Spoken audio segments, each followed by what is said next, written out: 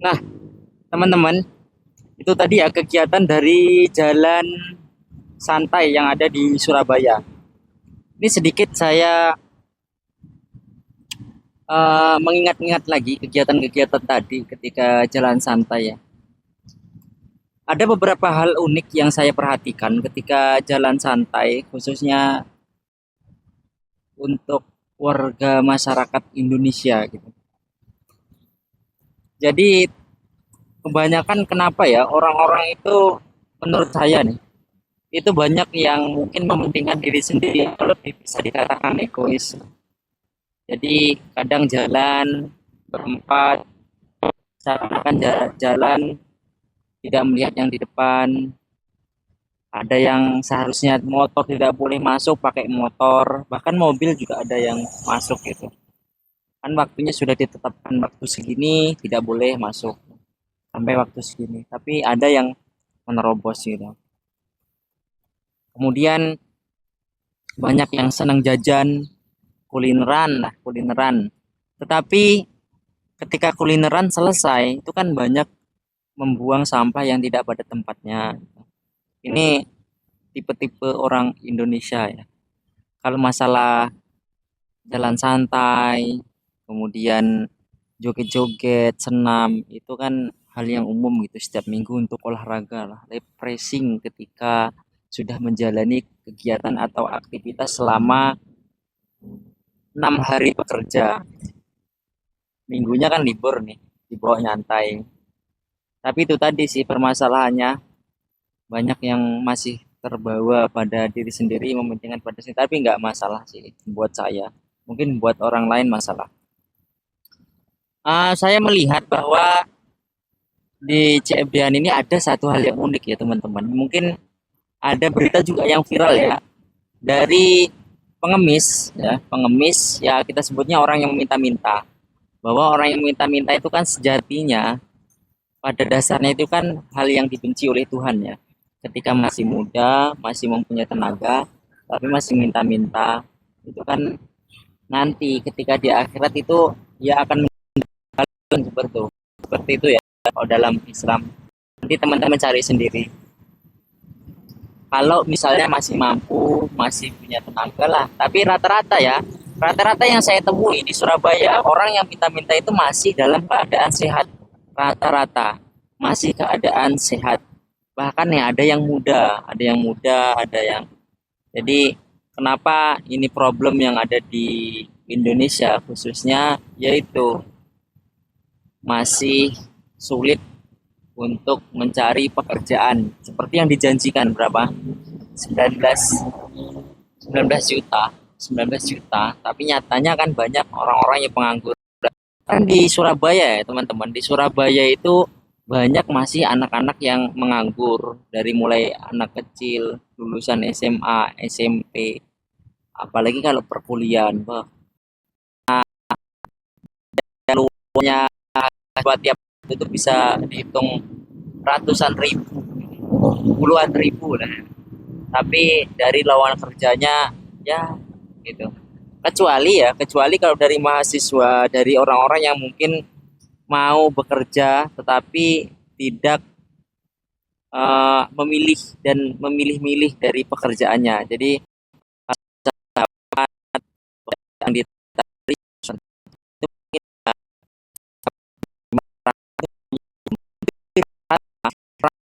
itu pekerjaan yang menurut dia layak ya. Tapi emang benar sih kalau misalnya kan pendidikannya S1, S2 harus linear lah menurut orang-orang umumnya gitu. Tapi kan pada nyatanya itu pekerjaan paling baik. Teman ya, apa melamar mencari pekerjaan di Surabaya itu paling banyak itu di bagian marketing gitu. Jadi kalau misalnya mau marketing ya cepat bekerja langsung di Surabaya itu insya Allah langsung dapat gitu. Tapi itu risikonya kalau kita jadi marketing itu kan gajinya itu tidak menentu ya, tidak menetap. Contoh lah kita di marketing apa produk, di marketing kesehatan, di marketing properti itu kan ya dapat bonusan insentifnya yang tinggi, tetapi gaji pokoknya itu yang tidak terlalu tinggi. Bahkan ada yang tidak ada gaji pokok, seperti properti itu kan nggak ada gaji pokoknya. Nah, tapi mudah itu menerima karyawan itu. Jadi syarat tertentu lulusan langsung kalau di bagian market. Nah, harusnya dari kita ya, saya juga sebenarnya dari awal itu juga tidak memilih-milih ya, semua saya cobai. Selama saya berada di Surabaya, ini ada beberapa pekerjaan yang saya cobain. Mungkin ada 5 lebih ya, hampir 8-an pekerjaan yang saya pindah-pindah-pindah. Saya cobai. Ya sebenarnya sesuai, cuman saya kan lagi mencari pengalaman gitu ya, untuk mencari pengalaman agar lebih tahu. Dan ada beberapa pekerjaan itu yang memang mudah gitu, yang bukan dengan pikiran, ada yang dengan tenaga, ada yang cuman modal tim, ada yang butuh butuh nekat tanpa rasa malu gitu ya, jualan-jualan gitu, memasarkan produk-produk gitu. Ada yang bagian kita skill, ada juga ya, itu kan tergantung kita. Dengan mencari pekerjaan kita pindah-pindah, mau mencari pengalaman atau menetap juga bisa. Tapi pada pada dasarnya orang itu memang harus menetap gitu kalau mau meningkatkan karir ya. Ini juga yang saya alami dari beberapa pengalaman saya. Bahkan di Surabaya sudah beberapa kali pindah, apalagi sebelumnya ya, ini banyak cerita. Dengan niatan yaitu belajar, belajar, belajar. Ya. Kita akan melihat lingkungan kita seperti apa, kemudian teman kerja kita seperti apa, kemudian bagaimana kita dengan bos, bagaimana kita diperlakukan oleh perusahaan, dan bagaimana kita menjadikan perusahaan itu sebagai rumah kita gitu.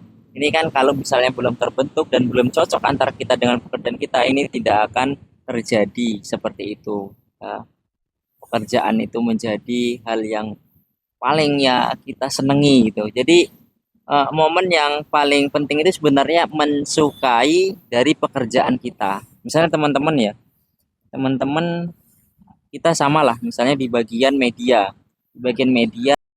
sosial, kita sebagai kreator lah, kita kan otomatis sebagai konten kreator itu kebanyakan ya mensukai, yang apa bahasanya, mensukai kerjaan.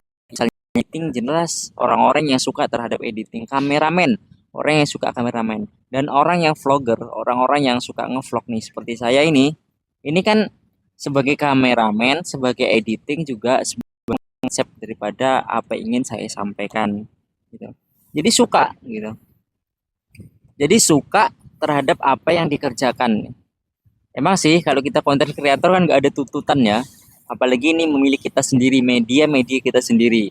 Kita mau upload sehari 2 kali, sehari 3 kali, sehari 5 kali pun nggak ada masalah, atau nggak ngupload pun nggak masalah, itu nggak ada yang marahi.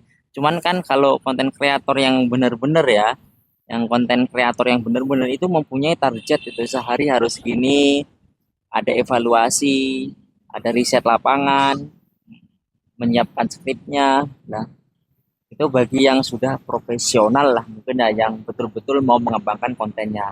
Tapi kalau saya mungkin juga sama kayak teman-teman, itu kan kita masih amatiran ya. Yang penting kita menyampaikan informasi, kita belajar dari apa yang telah kita sampaikan. Nah, makanya di channel ini ya kita nanti tujuannya untuk jalan-jalan mengevaluasi pada konten-konten kita melihat pada lingkungan sekitar, nanti kita akan bertemu di tempat-tempat yang mungkin menarik, kita review makanan dan sebagainya. Kita buat asik-asik aja gitu. Jadi bukan konten-konten yang profesional. Jadi ini tempatnya kita konten untuk belajar gitu ya. Oke, teman-teman, semoga bermanfaat. Sehat selalu dan jangan lupa bahagia. Salam waras.